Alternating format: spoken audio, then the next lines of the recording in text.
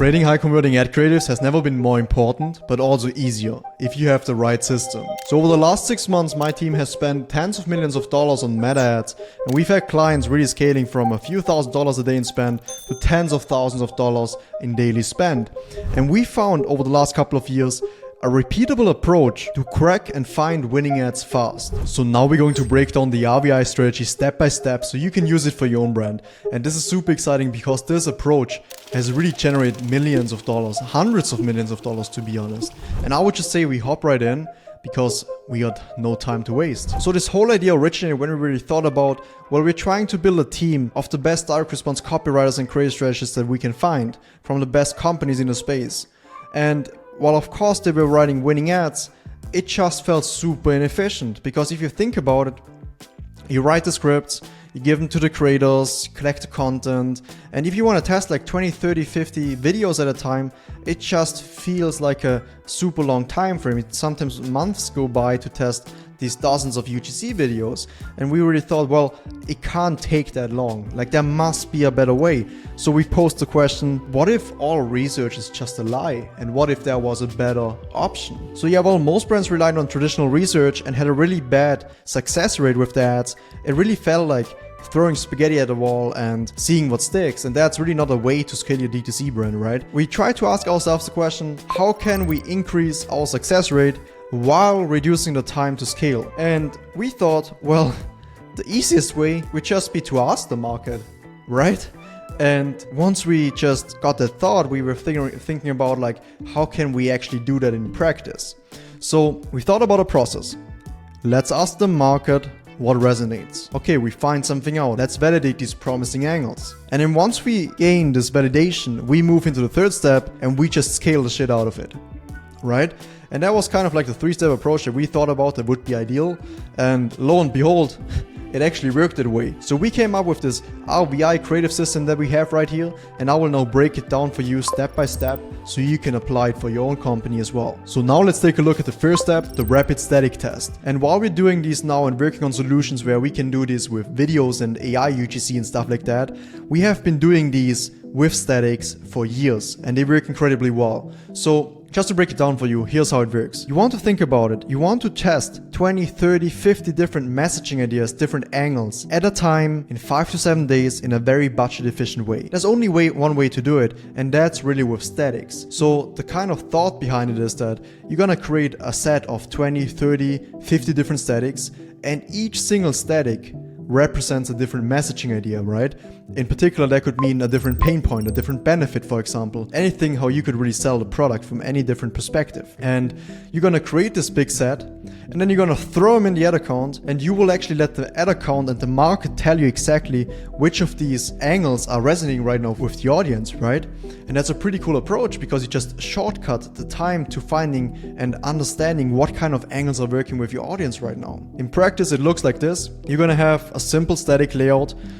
Often it's just as simple as having a headline, subheadline, product in the middle, some CTA, maybe some trust element, very easy. The only thing that really changes is the headline because, again, the targeting is done through the language, through the messaging. So the messaging will dictate which people this ad will actually approach and communicate to, right? And then ultimately convert. So what you want to think about is that you want to write 20, 30 different headlines, create like a set of all of these different statics. And also just as a pro tip, this is something we started doing over the last couple of years, is that as soon as we have more than 20 statics that we're going to test, we're going to split it into different colorways. We're never going to do more than 10 ads in the same colorway because how Meta sees your ads, well, they basically have 2 layers. They have more layers, but the main 2 layers are pretty much the messaging. So what is really in the ad and how people respond to that message. And the second layer is the visual elements, right? Meta sees you uploading 50 blue creatives. It just thinks this retard duplicates like the ad 50 times. I'm gonna punish him with high CPMs and high CPCs. Now it sounds a bit weird, but that's actually what's happening. That's why we're doing multiple creative and colorways, right? But you want to have a very simple layout in the beginning. Just play a little bit around with the colors. Now going back to this, you created your set of 30 statics, you put them in the ad account. In terms of the structure, I recommend either an ABO, where you have for these 30 statics, you have like 3 ad sets. You can really do 3 ad sets because you then have 10 ads each. It's totally fine. You can also do the same exact structure in CBOs, which means that you have 10 ads per campaign, per CBO, and then just have 3 CBOs, right? Both of them work equally fine. And you're then gonna run it for just like 5 to 7 days on a couple $100 spent. You don't need to spend more than a couple $100, to be honest. Some brands keep them running. I know RSTs that are running for like weeks and they are actually doing well. But it's very important to understand that these ads are not made and designed to scale. They're just designed to guide you in the right direction, right? Because what are we going to do? Well, we want to understand which of these angles, which of these messaging ideas are resonating with my market right now. Where is really the money? Where's the gold mine? That's what we want to find out.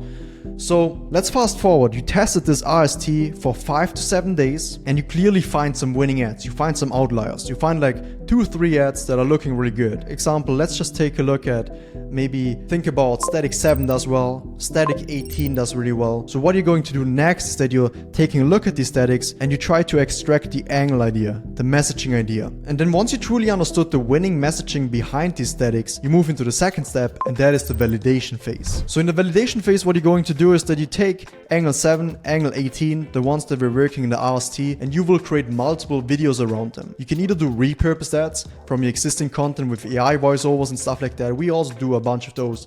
Or you can hire some actors, hire some creators and let them do new scripts. I would recommend that you do a few of these videos. And then again, what do? You throw them in the ad account again.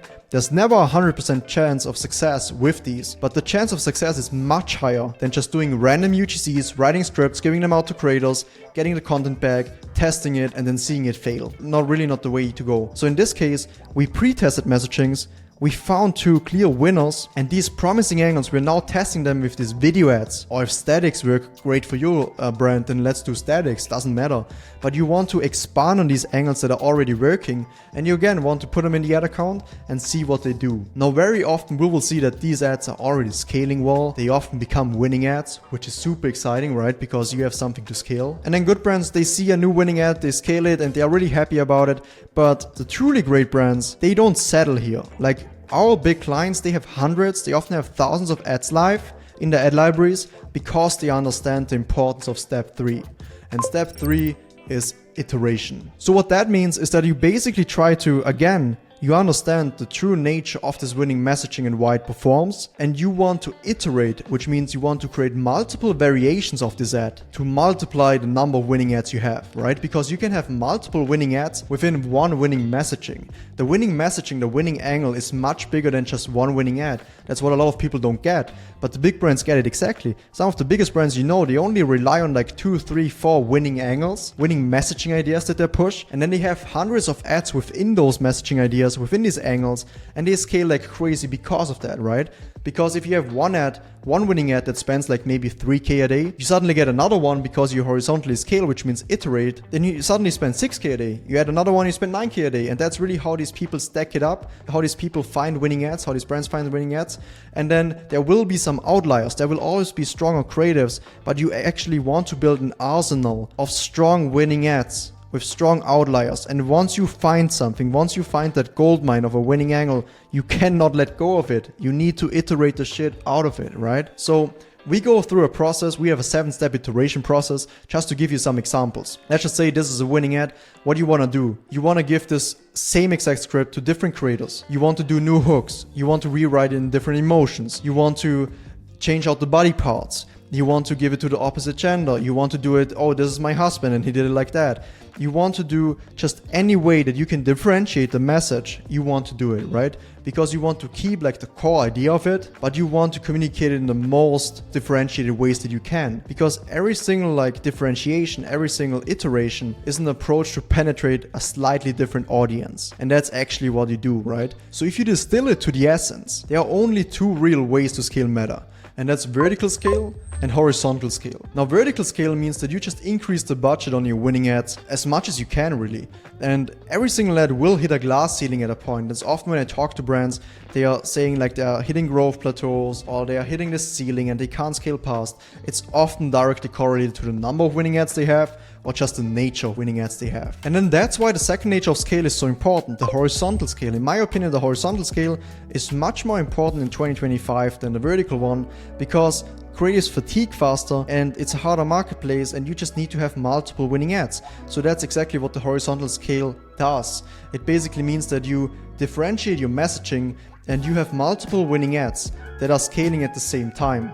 Of course, you can vertically scale all of them and you need to, but the main idea is that you do both at the same time. They need to work in synergy. You need to have multiple winning ads, so when one dies, you just scale the other ones. And at the same time, you also need to do the vertical scale really well, because every ad has like a good time, a certain sweet spot where you can really scale it, an opportunity window you could say, and then you need to seize it and you need to scale them up. So if you combine both together, that's when brands really scale, and that's where you want to get to.